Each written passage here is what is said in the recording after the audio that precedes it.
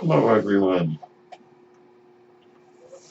My name is Brennan Marr. That noise you hear is my ventilator. And welcome to Page Turners They Were Not, my Star Wars podcast. Today, I'd like to share briefly with you some memories. Memories of growing up watching the original Star Wars trilogy. I was born in 1985, 2 years after the release of Return of the Jedi. I was born in that time, and there was some Star Wars content in existence at the time of my birth. The Star Wars Marvel comic mainline. I believe some of the Ewok movies. You may recall Caravan of Courage and Battle for Endor.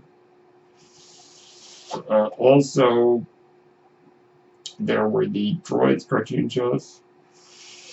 The Droids cartoon show and the Ewoks cartoon show. Neither of which have I watched, I must admit. So, I kind of came out at that time when there was a little bit of Star Wars content. I came out. I mean, I was born, I should say. Long story. And later, when I got to where when I was like 3 and 4,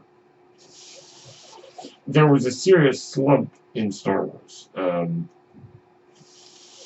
Many of the older fans may recall this, that there was kind of the ones who saw Star Wars when they were little kids, in the late 80s, there was kind of a slump in Star Wars interest. People didn't know if there were going to ever be more Star Wars movies. A lot of kids moved on to other toys, and so I know that a lot of kids gave away their Star Wars Kenner figures in garage sales. So it was kind of a slump. Now, I don't remember a lot of that time because I was very, very young. One of my earliest Star Wars memories, oddly enough, is a storybook based on an episode of Star Wars Droids. The Droids cartoon show is about the adventures of C-3PO and R2-D2. And I remember there was an episode involving a big Imperial ship that looked like a bird and an alien with 3 eyes. It was like an insect, and I don't remember the details. But I do remember reading that as a kid. That's the closest I ever got to the Droids animated series. Now, when it comes to the original trilogy itself, I've been watching Star Wars for so long that I don't remember everything. I have a very, very vague memory of watching Return of the Jedi without knowing who Lando was. When he pulls down that thing on his helmet, you see that it's him, disguised as one of Jabba's guards. I remember thinking, who's that?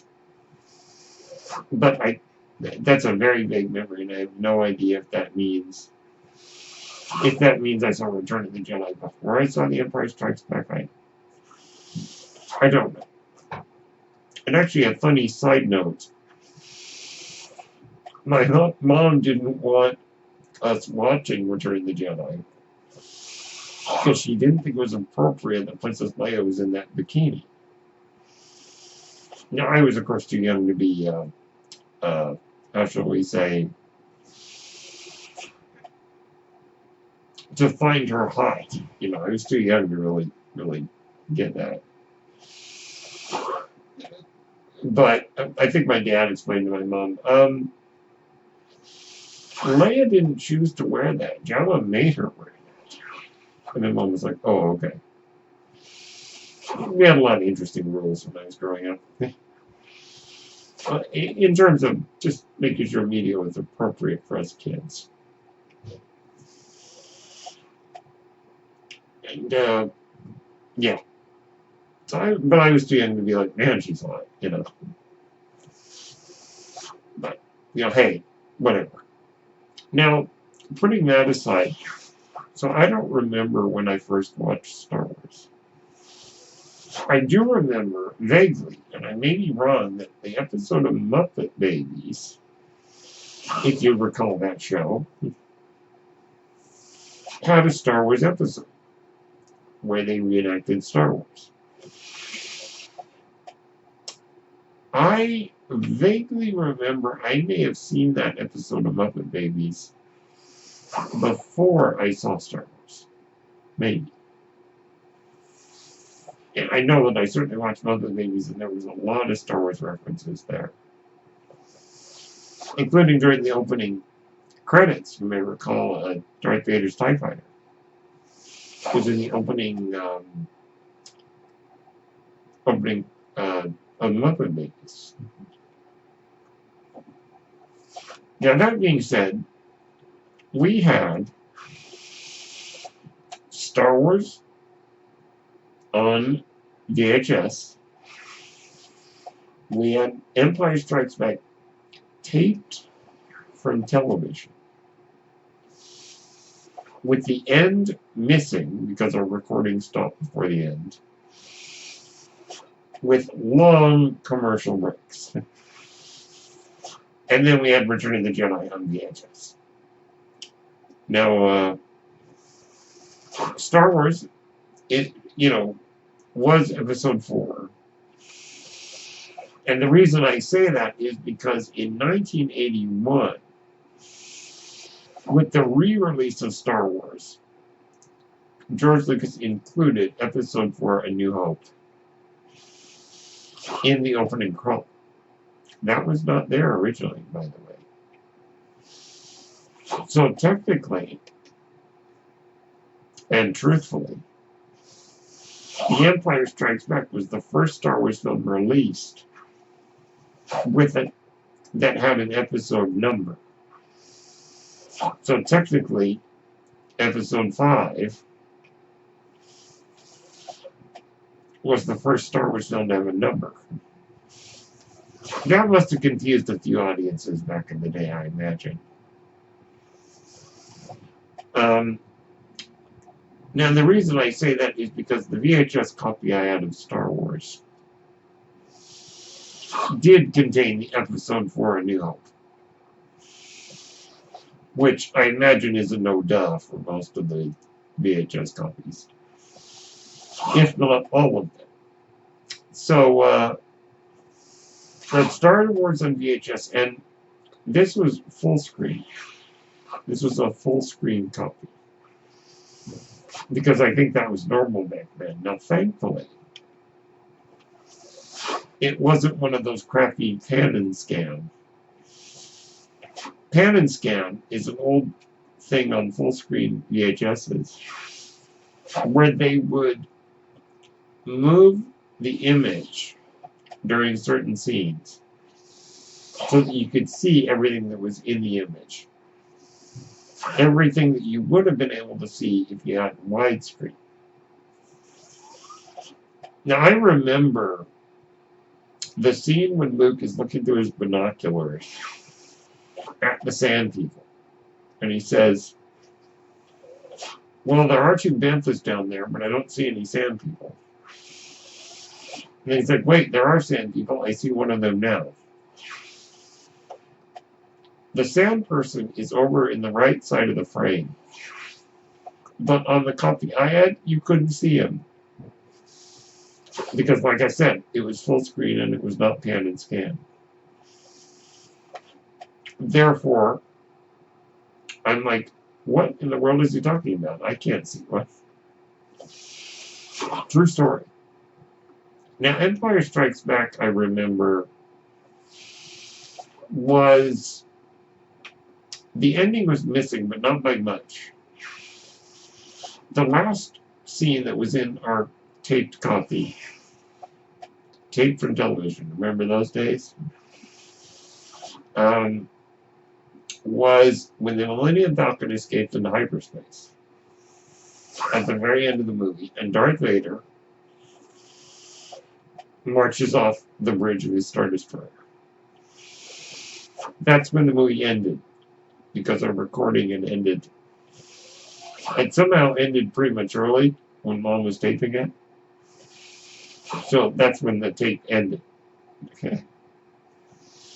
But thankfully, the only scene missing was Luke getting his hand replaced,